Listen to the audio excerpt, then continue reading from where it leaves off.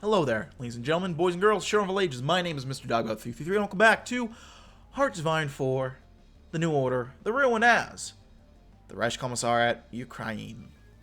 Last video, well, we did some economic stuff. We cucked some Dutch people.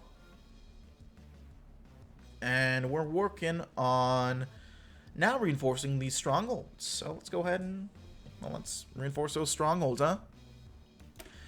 As it has been for decades, the fight against banditry and lawlessness continues. We must support it by ensuring firm control over the regions that we do hold in strength.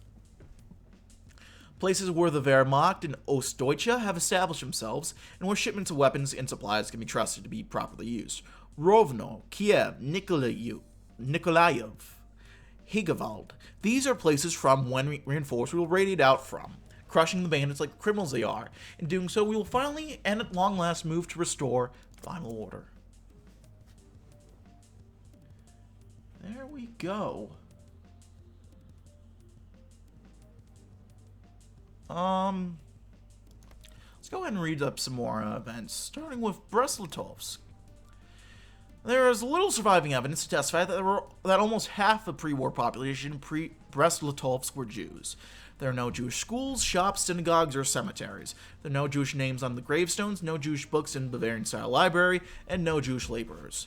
The Germans wanted their new eastern rail hub to be at least superficially home-like if they could not yet live out in the agrarian existence in the Heimat's countryside. So the Jews of Brest-Litovsk were shipped off to Sobibor, or they walked into the killing fields of Bronagora by SS men and Ukrainian heavies. Or they were shot and poisoned and beaten and murdered in a ghetto that is now a cluster of Berliner-style tenements. Today, Brest-Litovsk is a junction for the Reichsbound trains heavy with grain. When they stop to refuel, Ukrainian and Belarusian mechanics take to the job in quiet, rebellious speech. They whisper about the old city, the way things used to be. They eat a slim ration of dehydrated meat, clock out, and walk past German soldiers to quiet homes and quiet beds. In private, they work tired and dispossessed, burningly wonder what they can do for tomorrow, today. They weep every now and then, but when the early morning comes, they wipe their faces, get over it, and return to work. Huh. Heavy shit. Art is dead, and they killed it. Helena, hunched over a box in the cellar, read the last two words of the poem, the signature of the author. Ironically, for a poet, it was messy chicken scratch, but Helena already knew what it said by the handwriting alone. Danilo Nosenko. She abandoned what she had initially brought her there, a search for an old sewing kit, and headed back up the stairs, leaving the basement turned upside down. Grinning, she approached her husband with a purpose she hadn't felt in ages. She was characteristically buried deep in a book in the kitchen. He lowered the tome slightly to get a look at his wife, who presented the poem to him. "You wrote this, Danilo?" Danilo gently took the crinkled old paper and ran his eyes over it. His lips curled into a bittersweet smile. "You liked it, then?" "Liked it? Danilo, it's one of the greatest I've ever read." "Never thought it stood out from the rest of my work," said Danilo dismissively, placing it aside. He could tell what his wife was getting at just by the look in her eyes and braced for the coming words. "I just think it's powerful. Have you ever thought about contacting one of your friends in the underground, getting it published? People need to hear this now more than ever." Danilo removed his glasses, shutting his eyes to rub his nose, visualizing the lifeless faces of dozens too idealistic to live. Shame, fear, and grief boiled in his chest. "I'm sorry, my love, but I can't risk it. Do you remember what happened to Maxime? The Reich kills men for things like this. Well, you have to face that this world they've created is no place for art. They would never know, Danilo." "Someone always does here, Helena." Well, that's depressing.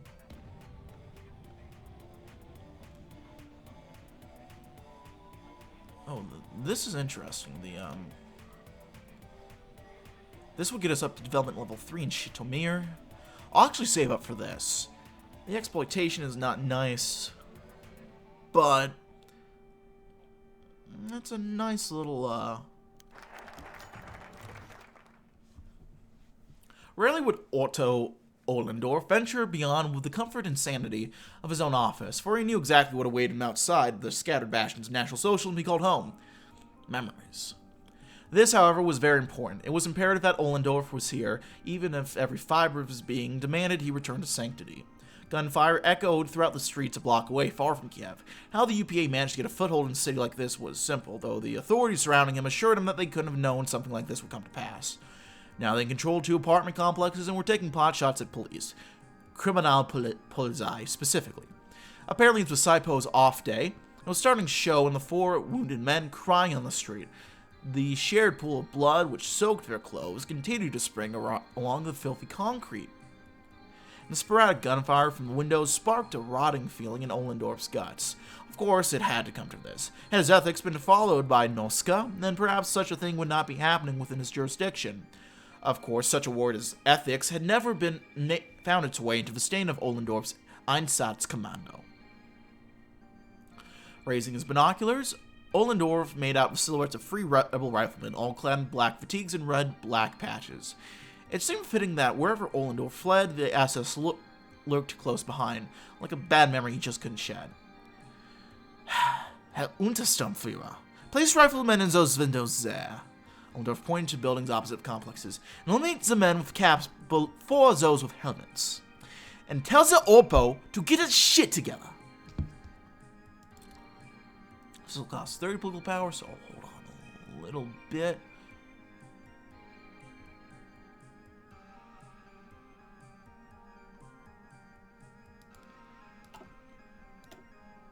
Yeah,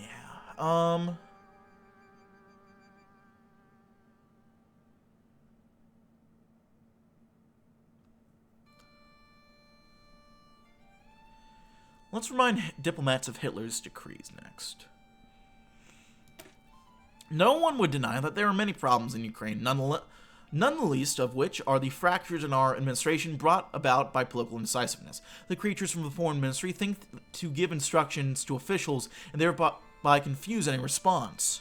But no longer. The fear decreed decades ago that political direction and organization of Ukraine was solely the business of the Eastern Ministry, and we will remind them of this as forcefully as it is required. That'll give us some good political power. We'll get some bonuses here. God, Georg Liebert really fucks us with that political power game.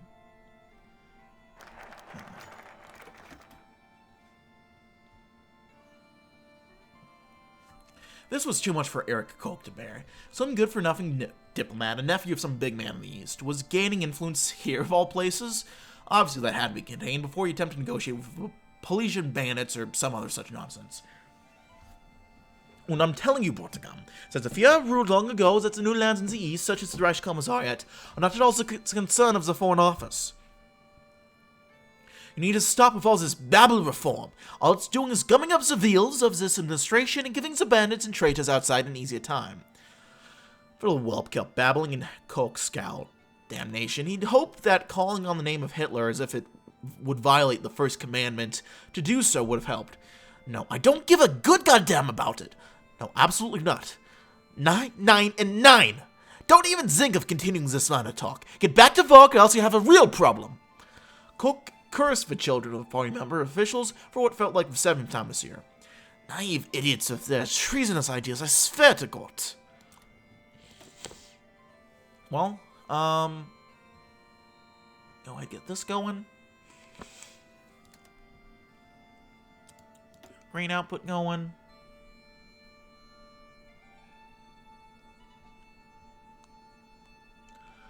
I don't know what this actually does other than exploit things. Which I guess that helps us a little bit. Some areas, but still. And then let's mechanize farms out here in Volheim. Right out Brest-Litovsk, that's right.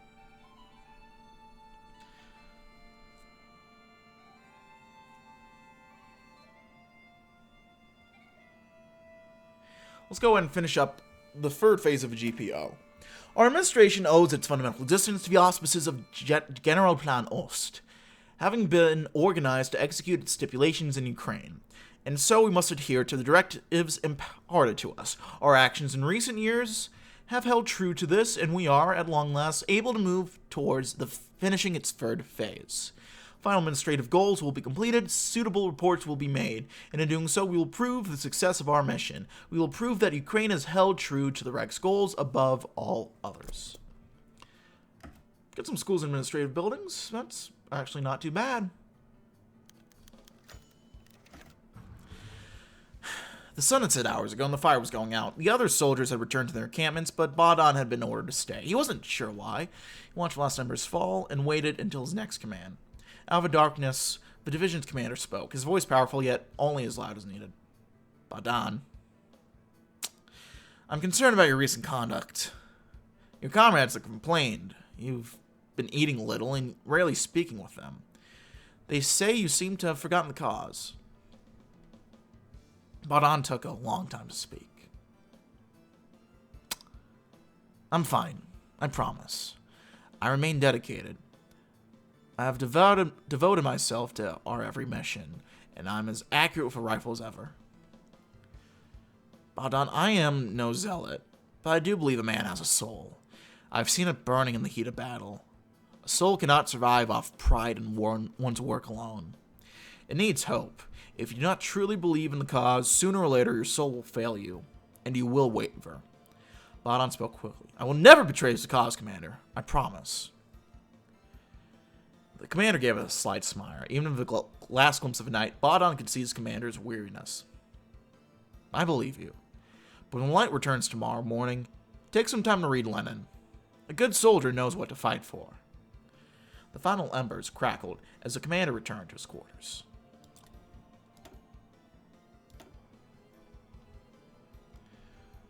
I'm not really interested too much in exploiting.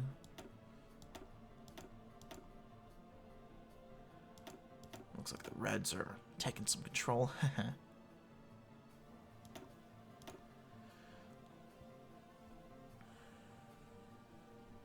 So I have Desolation.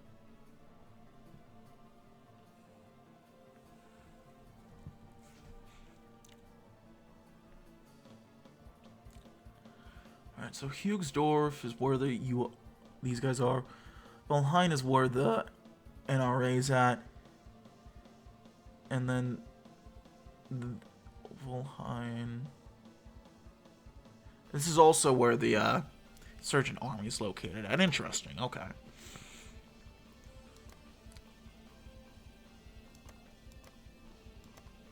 Well, good to know.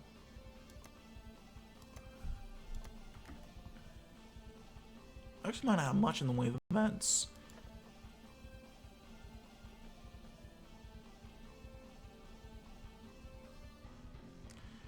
We're coming along grain-wise. We might even have some spare grain to give to the Ukrainians.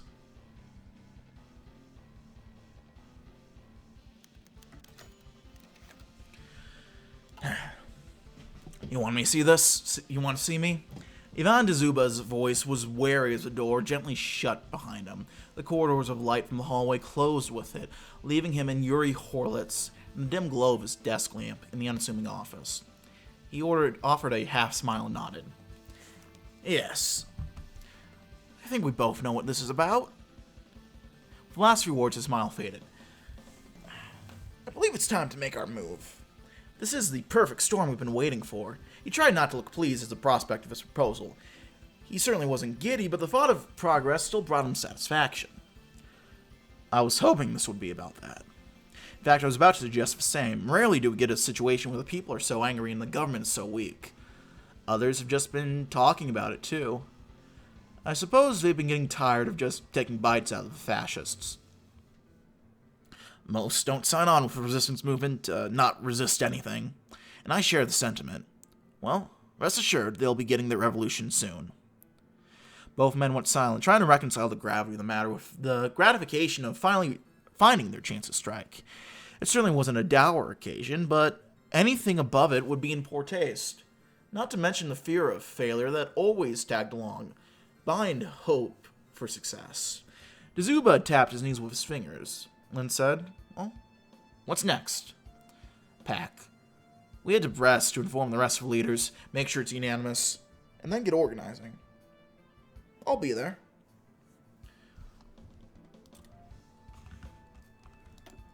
Brest. You can tell my my level of maturity by what I laugh at. Marcus van Norden was a lovely child with a button nose and curly blonde hair. He was quiet and helpful, adept at following orders like his father, and skilled at avoiding discomfort like his mother. His heart was wide and shallow, ready to be filled by those around him. He only rarely cried. Antonia often worried he may soon grow sullen. She nervously scouted around the neighborhood for possible friends and found few children that Peter would accept. She looked into Marcus's eyes and saw a great abyss, one that which needed to be filled as soon as the family could allow. Peter fretted over his weakness, over the child's small arms and wobbling step. The Reich had great expectations for its children, both their role and their abilities. Marcus could not be left behind by his nation. When he saw his child cry, Peter could barely exist in that moment. He could only imagine the grave emptiness of a man who could not serve their nation or their family. Marcus understood none of this. He looked up to his family and saw them as pure. He could see no other possibility. He fussed with his toys and ate his dinner, and then took little note of the nervous glances his parents always seemed to share. Only years later did he come to understand his years in that farmhouse.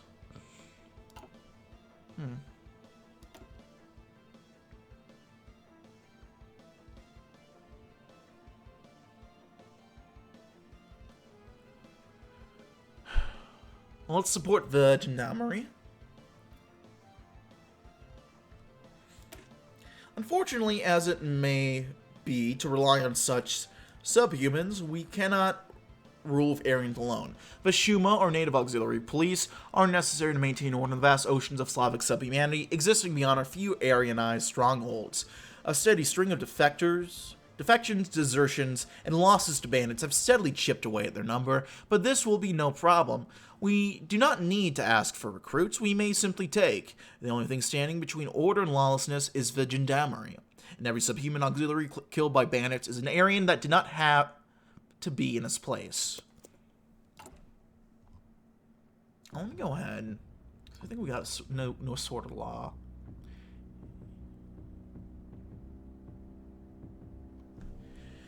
Plan also exists to prepare for eventual German domination of all Europe through ethnic cleansing.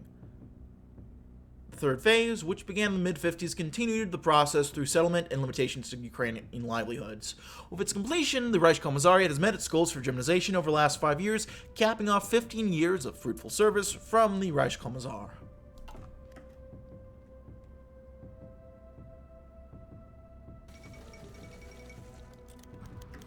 Does... Let me check the economy, stupid. It's starting to tick along, though so is inflation. Which I'm not... We are almost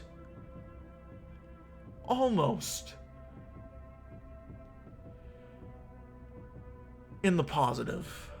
Oh, that brings a tear to my eyes. Vasil Stus examined the sheet of paper in front of him, which was as blank as his stare. He'd been trying to write something down for the past hour, but focus was virtually impossible between the chill of the room and the surfacing news.